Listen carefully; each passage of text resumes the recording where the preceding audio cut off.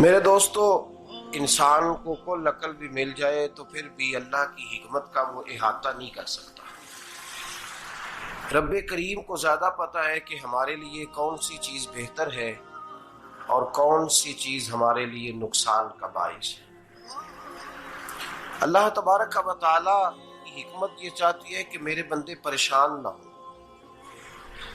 रब ये चाहता है कि मेरे बंदे किसी जगह पे भी दिक्कत और परेशानी का शिकार ना हो।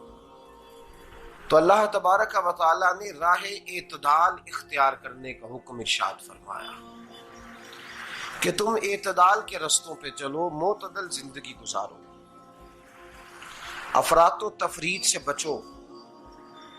आज जिस माशरे में हम वक्त गुजार रहे हैं, इस माशरे में हम इस बात को समझने से कासिर हैं कि असल हमारा मसला क्या है। हमारा असल जो मसला है उसकी शनाख्त हमें कैसे होगी और हम फिर उस तक रसाई किस अंदाज में हासिल कर पाएंगे। हम हमेशा अपनी आमदन बढ़ाने के चक्कर में रहते हैं। एक काम और शुरू कर लें, पार्ट टाइम जॉब शुरू कर लें, कोई साइड बिजनेस उसका आगाज कर लें। हमारी जो दौड़ लगी हुई है वो लगी है काम बढ़ाने में, आमदन बढ़ाने में। हालांकि इस्लाम हमें ये कहता है कि तू आमदन बढ़ाने के चक्कर में ना पड़। असल बात यह है कि तू अपने खर्चे कंट्रोल कर। तंग इंसान वो नहीं होता जिसकी आमदन थोड़ी होती है। ये तवज्जो कीजिएगा मेरी बात, ये कीमती बात है और गुफ्तगू सारी का लुबे लुबाब है। तंग बंदा वो नहीं होता जिसकी आमदन थोड़ी होती है। असल परेशान वो होता है जिसके खर्चे ज्यादा होते हैं। और हमारा जो रोजमर्रा का नुकसान हो रहा है ना, वो आमदन के मामलात में नहीं हो रहा। बुनियादी नक्श जो वाकया हो रहा है वो ये है कि हमारे अखराजात ज्यादा, और वो अखराजात किसी और ने नहीं बढ़ाए। वो खर्चे हमने खुद बढ़ा लिए हैं और अब हमें उसका नुकसान भुगतना पड़ रहा है। और अगर आप सही मानों में टटोलें तो जो बहुत अमीर लोग हैं वो तो उन खर्चों से बच गए। मैंने बहुत सारे ऐसे खत्मात में शिरकत की है। मैं बहुत सारी ऐसी जगहों पे गया हूं कि जहां लोगों ने बड़ा मुख्तसर सा खत्म दिलाया है तो हो गया खत्म। खत्म के मामले में कब किसी ने पाबंदी लगाई है कि उसमें 200 आदमी शरीक होगा तो तब ये साले सवाब सही हो सकेगा? कौन कहता है? या शादी के मौके पर अगर सारे बहन भाइयों को न बुलाया गया तो मेरी शादी पाया तकमील तक नहीं पहुंचेगी, इसमें बरकत नहीं होगी। ये किसने फतवा दिया है? मोतदल जिंदगी का इस्लाम हुक्म देता है। मैं पढ़ रहा था कि एक बहुत बड़ा सदर है, गालबन सूडान के सदर की बात हो रही थी, तो अपने बेटे की बारात लेके गया तो 4 लोग गए हैं बारात, और 15 लोगों का उसने एहतमाम किया अपने घर में खाना खाने का। तो क्या शादी हो गई कि रुक गई?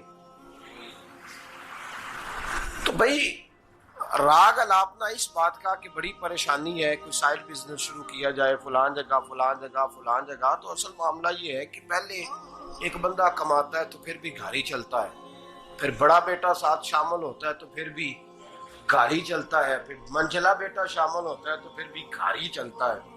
जो रोना दादाजी रोया करते थे कि बड़ी मुसीबत है, बड़ी मुश्किल है, गाँव में रह अकेले होते थे और वो 5 बच्चों को और 4 बच्चियों को वो पालते थे। तो जो वहां परेशानी थी वही आज परेशानी शहर में आकर पढ़ लिख कर मोटी तनख्वाह लेकर वही परेशानी हमें है।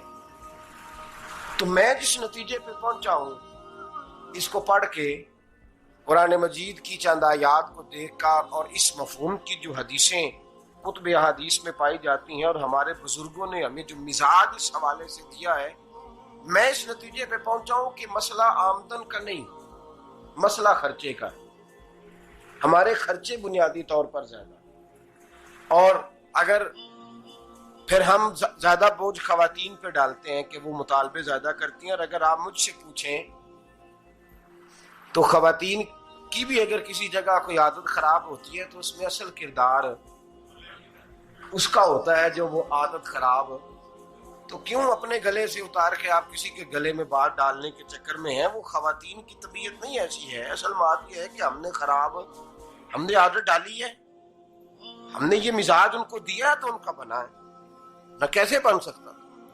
तो एतदाल जब तक जिंदगी में नहीं होता, पानी प्यास बुझाता है, लेकिन एक गिलास ही हो तो प्यास बुझाता है। बाल्टी को मुंह को लगाएगा तो कपड़े भिगो देगा उसके। हालांकि पानी बुरी चीज का नाम नेमत है ना, बहुत बड़ी अल्लाह की, लेकिन प्याले में ही अच्छा लगता है। कोई मटका मुंह को लगाएगा तो तंग होगा, प्याला ही बेहतर है उसके लिए। तो मेरे दोस्त, मटके से भी बाज़ौक़ात काम चल जाता है, लेकिन अगर कोई कहे नहीं मुझे दरिया ही चाहिए तो उसका तो घर बह जाएगा, सारा घर बह जाएगा उसका। हमें दरिया काबू करने का मूड बनाया हुआ है तो इससे घर बहा करते हैं, इससे घर बना नहीं करते। घर प्याले से पानी पीने से बनता है। अगर तू दरिया पे कब्जा करने का मूड बनाएगा तो घर बनेगा नहीं, घर बह जाएगा। आग ना हो तो खाना पक नहीं सकता, लेकिन हल्की आंच से खाना पकता है। और अगर आंच तेज कर दी जाए तो जी, करीने क्यास बात कर रहा हूं मैं, अकल से मावरा नहीं कर रहा। करीने क्यास समझाने के लिए मिसालें दे रहा हूं। हल्की आंच पे खाना पक जाता है और आग तेज हो तो खाना जल जाता है। तो खाना उतनी देर खाने के काबिल रहता है जब तक वो हल्की आंच पे पकता है। तू जितनी मर्जी तू कहता है नहीं मेरा गुजारे नहीं, आग तेज होनी चाहिए, तो मियां जल जाएगा, जल जाएगा। हवा न मिले तो सांस नहीं आती, ठीक है।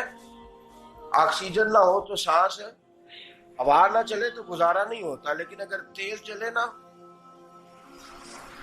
अगर तेज जले तो तेज चले तो आंधी और तूफान बन जाए तो छतें गिरा देती है, जाने ले लेती है। हम हैं तूफान के चक्कर में, हम हैं दरिया के चक्कर में, हम हैं बड़े नाव के चक्कर में। तो मियां हल्की आंच ही अच्छी है, याद रख। और एक गिलास पानी का एतदाल से मिलता रहे तो वही मिलता रहे, जरूरत के वक्त वही बेहतर है। तू पूरे दरिया पे कब्जा करने का प्रोग्राम ना बना, तंग हो जाएगा। और मेरे अजीज याद रख, हवा सांस लेने के मुताबिक मिले तो वो ये अच्छी है, जो सांस बंद करने पे आ जाए वो हवा अच्छी। हमने चक्कर चला लिया है कि ज्यादा पैसा, रातों रात पैसा, लंबा पैसा, ये प्लाट भी मेरा, वो प्लाट भी मेरा, गुजरांवाला भी, गुजरात भी, लाला मूसा खारी और पिंडी तक जहां मैं जाऊं मेरे नाम की तख्तियां